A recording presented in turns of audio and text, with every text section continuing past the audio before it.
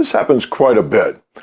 Buyers are driving through neighborhoods and they see a home they really like, and they'll call the realtor or the broker on the sign for information, but also sometimes buyers will want to use the listing brokerage, the listing agent, to represent them in the purchase of that house. That's called an intermediary relationship. I'll go over that in just a second. But first, you ought to know the minimum requirements of a broker. First of all, the client is the person or party that the broker represents. The broker must put the interests of their client above all others, including the broker's own interests. The broker must inform the client of any material information about that house, the land, the property, or the transaction received by the broker that the broker knows, that is aware of.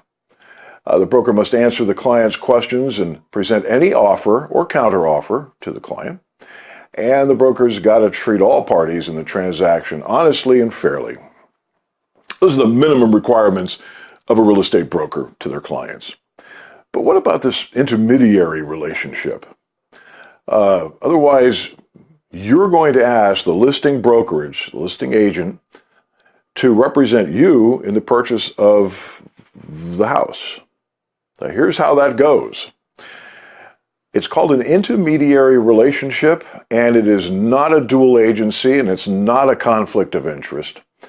And it must be in writing, and it must be signed off by each party in the transaction. So the broker's duty in an intermediary relationship is that the broker must treat all parties in the transaction impartially and fairly.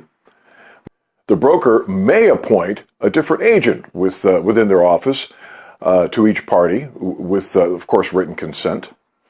But the broker can also represent both parties if they're acting alone.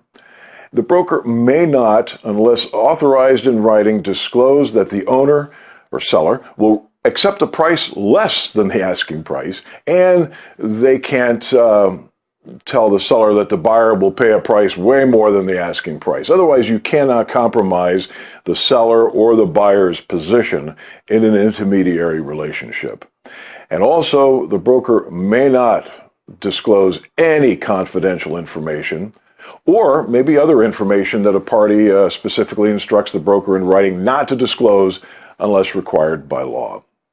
So that is an intermediary relationship that a broker can perform on behalf of the seller and the buyer. There's two little details here I want to leave you with. First of all, when you enter in that relationship, the listing agent has the seller as their client, and you would be their customer. Not a big deal to many, but it may be a big deal to you.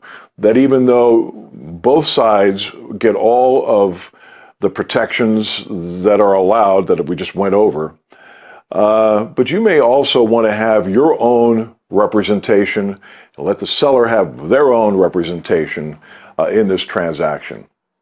Also, another thing to consider is that the seller, if they do use their broker to represent both parties, there is possibly a savings in the commission, but that's not always the case. What I like to do, what I would rather buyers out there do, is really get your own representation in the transaction. I think it's just a better way of making sure that you are treated as the client and not just a customer. I'm Cliff Hahn, broker, owner, and realtor of Hahn Real Estate, serving all of Central Texas and the greater Austin area, where it's always time to buy Texas.